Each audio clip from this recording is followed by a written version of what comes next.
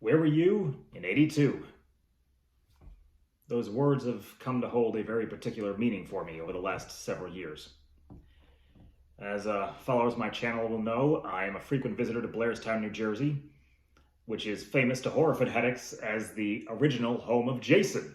It's the filming location of the first Friday the 13th movie, and I've had a lot of good times there. Every time a Friday the 13th date rolls around, they go all out with all kinds of festivities. I've had many good times. I got to meet Steve Dash there, got to meet Ari Lehman, got to meet CJ Graham, and got to meet a lot of wonderful people in the community and in horror fandom. But during that time, I've developed another connection to Blairstown.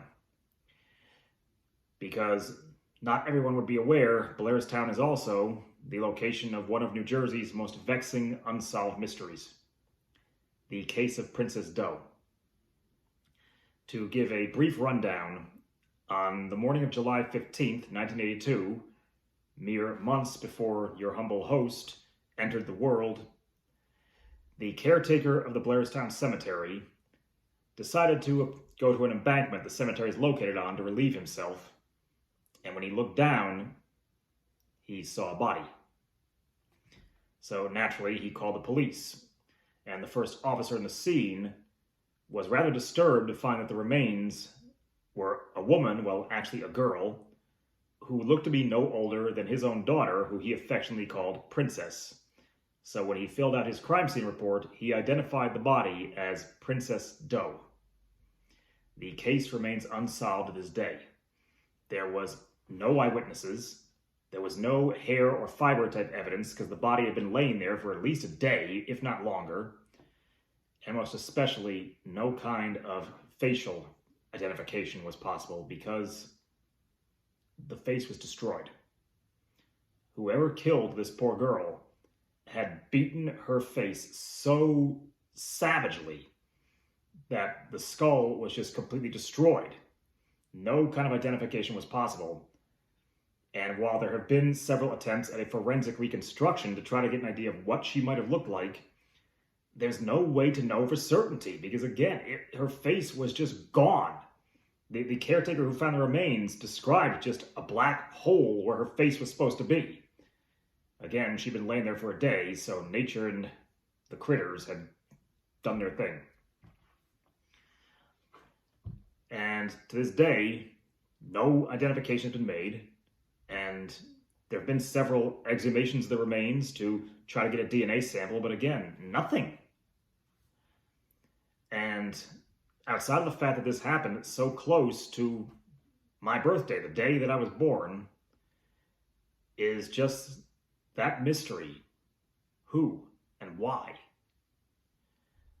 And in my conversations with people, residents of Blairstown, including the director of the museum, who has become a good friend, there has emerged what I can only call a conspiracy of silence. And I'm not going to go naming any names, and I don't want to go into too much detail because I don't want to jeopardize anyone. But it is very apparent someone knows something. Someone in that area, in this community, probably more than one person, knows who did this. Or they suspect.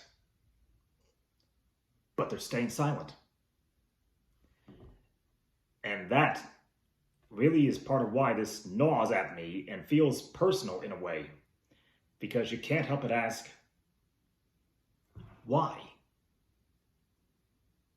Why are you protecting this person? Someone who would do something so vicious, so heartless. They don't deserve your protection. They don't deserve your loyalty. And most especially, with every year that has gone by, the odds get slimmer and slimmer that any surviving relatives could finally get their closure, could at least get the peace of knowing what became of their loved one.